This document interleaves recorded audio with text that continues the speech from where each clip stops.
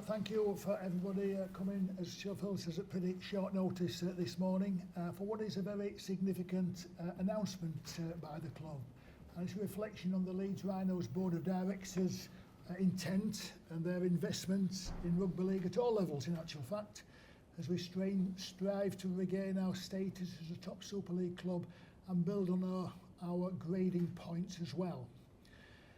The new sporting director is in effect our sixth executive who sits on the board of directors of Leeds Rhinos. Nigel Chambers is our finance director, Rob Oates is our commercial director, Sue Ward manages facilities and ESG, Jamie Jones Buchanan culture and diversity.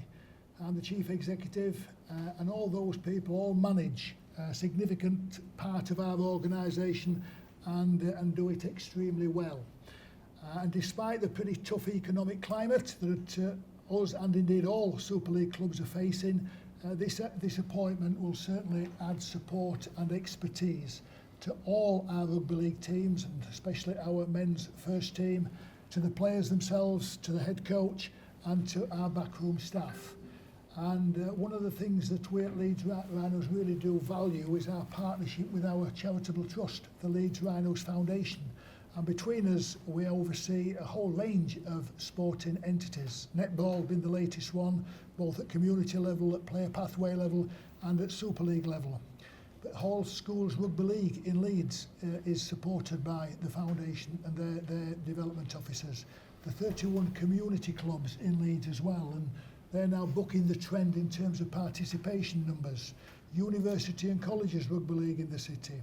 Disability Rugby League with the lead learning disability team and the physical disability team, wheelchair, women's rugby league as well, both at academy level and at Super League level.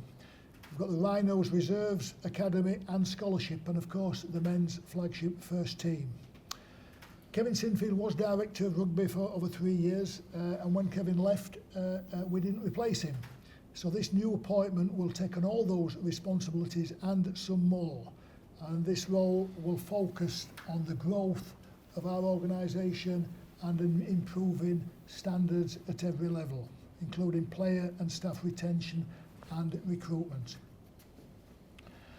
The role required someone who's got expertise in all sections of our industry, someone with a successful track record, someone with outstanding personal skills, someone who could make decisions, and someone who's got some financial acumen as well to be able to manage a rugby league budget.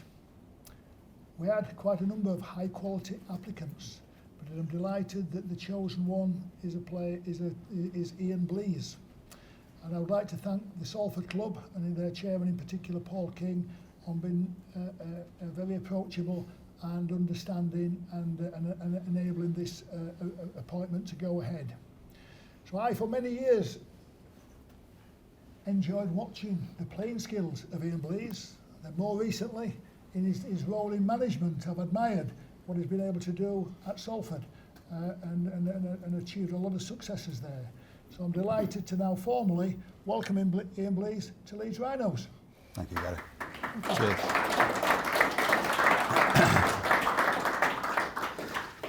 Thanks for that introduction, Gary. Obviously, it's an absolute pleasure to be here today. So excited to be given this role. It's one that I've admired from afar for a while, certainly in terms of the club and its brand, and certainly what it's done over the last few decades on the pitch, which is most important to me. And the role that I'll be coming to do is all that Gary said. I'm really looking forward to it. I see there's a few guys here and girls who are embedded in this Leeds Rhino club already, and I want to do that as well. Obviously embedded myself in the Salford club for many years, and I'd like to thank them for everything they've given me, the fans as well, the backroom teams that I've worked with, but now I'm here. I'm looking forward, I'm so excited. Obviously, I don't officially start till next Monday, so I'll be taking a bit of time to strategise and think about what I want to do, but under Gary's guidance and the board's direction, we'll be looking at all things rugby, operationally. I'll be getting under the skin of the Rhino, so to speak, and I'm really looking forward to it. But I'll take my time thinking about things and doing things in the business, won't rush anything, and hopefully the fans will back that, and we'll have a bouncing game against Lee, I think it is, on the Friday for my first game. I'm really looking forward to it. Any questions? Okay. Welcome to Leeds Thank Rhinos. you. As you say, you are very much known as Mr. Salford, very much embedded in that club. So what appeals to you about this challenge that's persuaded you to make the move? Yeah, I think ever since I was a player, it's a huge club. I'm not saying Salford isn't, but there's levels within the Super League and Leeds has always been a significant club that I've admired from afar. Obviously, I don't know too much under the skin of it yet, but I will do. But as soon as we spoke to Gary and made my intentions clear that I wanted to come, it was a no-brainer for me. It was a big decision for me and my family, obviously. Obviously been at Salford over 20 years as a player and administrator, but so excited to come here now. Really, really excited about it. What differences are you expecting there to be in this role compared to what you've been doing at Salford? Well, I'm not used to this for a start, so that's a big difference. But there'll be lots of things I come across. Obviously, it's a sustainable club. It's no excuse. It's no. Everybody knows we've had to sell players at Salford over the last few years. From virtually my first year that I was there, I think I sold Benny Murdoch in that first year, which sort of like takes its toll eventually over the years. Rebuilding teams, I know Gary and the staff have got a great setup here already. So it's here for me to build more on. I've got the backing of the board and Gary and Paul Caddick. I'm really looking forward to it. So I'll yet to see what I uncover, but I don't think there's anything drastic in terms of the club that I'll come and need to shake up straight away. But I'll have a close look at everything, obviously. Have you got some priorities though? Because it is clearly, from what Gary's outlined there, an incredibly broad remit that takes in an awful lot of aspects of this club. So in the short term, what do you think you might be focusing on? I think Gary's mentioned it previously. It's the performance on the pitch and getting the team to be at the top of the league, not mid-table, which is currently they are, and everybody knows that fact. So I'm not a coach. I'll stress that. I'm not a coach. I'll leave that to the coaches and the assistants, but I'll give them my support, definitely. How do you, in that respect, then work with Rowan Smith to get the team where you want them to be sooner rather than later? Yeah, I'm not sure it'll happen sooner rather than later, but I'll certainly be meeting Rowan. I've not met him personally yet, but I'll be spending some time with him. And as I say, having a look at it and getting a feel for it firstly. Yeah. How do you go about then making those improvements on the pitch? Because this club comes with huge pressure, huge expectation to deliver quickly. How do you respond to that? As I repeat, I'm not so sure quickly is the answer in sport. You've got to be sustainable, you've got to strategise, you've got to make sure you do everything right. Don't rush into things. I've never done that as a leader or a manager. I've never rushed into things. I've always thought about things. And it gives me time now to think about things and implement things properly. That's what we need at this club. Okay. Do you think fans might have to accept then they might have to be a little bit patient, because it is, as I say, a very expectant fan base that wants results now? Yeah, it's accept probably not the right word, but just work with me on it and support us in everything we do. Okay. Long term, do you set yourself any particular goals as to what you would like to achieve here at the Rhinos? Yeah, we want to win trophies, don't we? I think that's what it's about, and competing at the top of Super League. I think Gary's already said it's the most competitive league it's been for a while. Some good clubs now making big strides in the game who a couple of years ago were, struggling themselves. So it's a really competitive environment, but I'm a competitor. Everyone who worked for me will be in that mindset. So that's the standards we'll set. Nothing less here. Nothing's acceptable apart from winning. And I know we can go back to the golden generation that we had, but it's about making our own mark now on this league and the cups that we're going to challenge for. And I see us being a big part of that. Final one from me. You do have a reputation for being a bit of a wheeler dealer, somebody who can spot some talent, maybe buy cheap and make a few quid on players.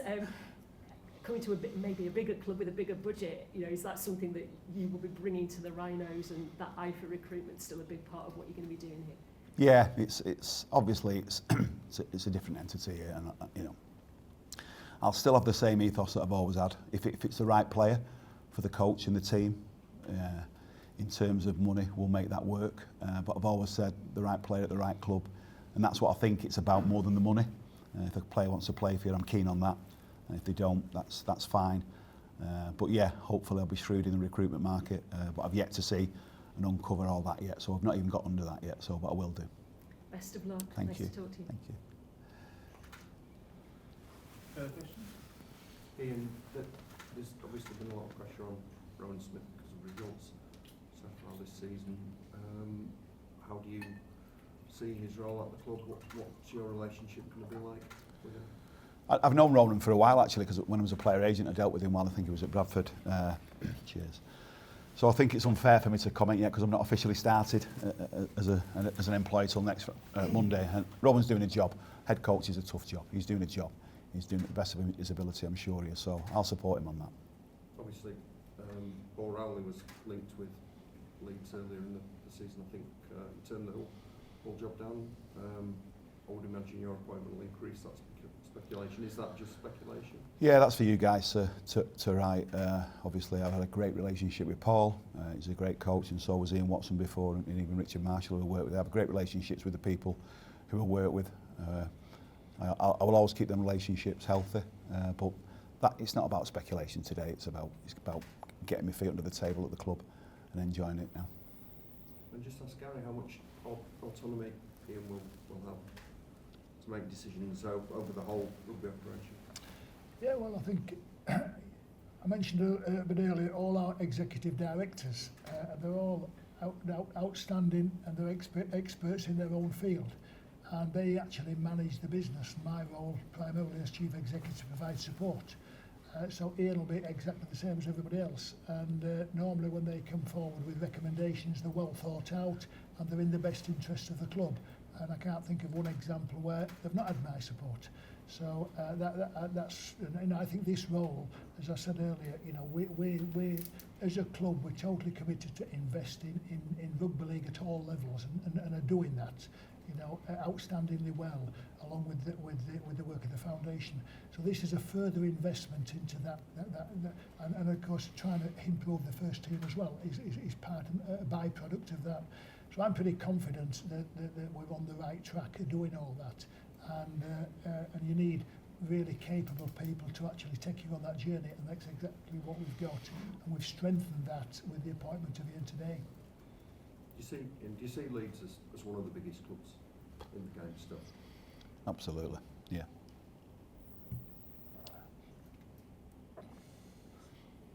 Well, everybody can see that, can't they? It's well known, isn't it? We've all been in the game a long time. Significant club, and hopefully I'll help them become even more stronger now. Do you think they are capable of going on and getting back to the level they were at, say, 10 years? Yeah, and if you look at the team now, it's a fabulous team. Great team. Obviously great staff involved as well, so hopefully I'll enhance that and push it forward. And you obviously know a couple of them. There's a couple of fairly recent acquisitions from Salford. Yeah, of course I do. Yeah, so I know the few of the boys already, and it's a game where we speak to each other. It's a warm game, it's a friendly game, so I know some of the boys already. Yeah. I think it often gets lost on us. I think it gets lost on you people in the media as well, just how competitive this Super League is. You know, we've got pretty much 10 teams all competing, pretty much on the same footing. So no result is a surprise anymore, and no league position is a surprise anymore. And there's only a couple of wins separating the top team from the 9th team. So we've never had a more competitive Super League than we've got at present, and that's good, particularly for fans of the game who want to see a real level playing field, and we want to be a bit more level than everybody else. That's what we're striving to be. Can I just ask one more to end? It's obviously a sporting director or the whole rugby department. Are you going to be also putting a lot of emphasis on the women's team and the academy coming through this? Yeah, it encompasses all of that. Yeah, it does. Yeah. And we've got the various heads of the various sectors that I mentioned a bit earlier, all here today, because they're all part and parcel. They are Leeds Rhinos, and that's what makes our operation quite unique. You know, the disability players, the wheelchair players, the women, they're all Leeds Rhinos. They wear the badge with pride, and they're all part of our family, they're part of our organisation. We want to improve standards at every level throughout our entire organisation, and it's a department that's expanded significantly over the last few years, but in particular over the last 5 years, and we want every one of them to be attaining excellent standards, and they are. but we can enhance that even further. And we are proud of our positioning, our grading points that we've been awarded, but we think we can do even better. So we're striving to achieve that as well. I guess from me, are you excited to get stuck in? You mentioned there's not been someone in the role for a couple of years, and of course, big year for Leeds as well. Magic Weekend's going to be in Leeds. I know it's not home of Leeds Rhinos, but yeah, just pretty much, are you excited? I think I've used the word about 20 times already this morning. Yeah, absolutely. It's been a bit of a whirlwind, if I'm honest, for the last 7 days or whatever.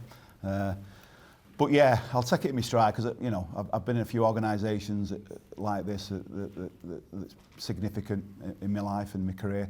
I'll immerse myself in it. But yeah, overriding emotion is excitement, but one of drive and ambition as well, set behind it all. Really, that's what I'm about. Any further questions?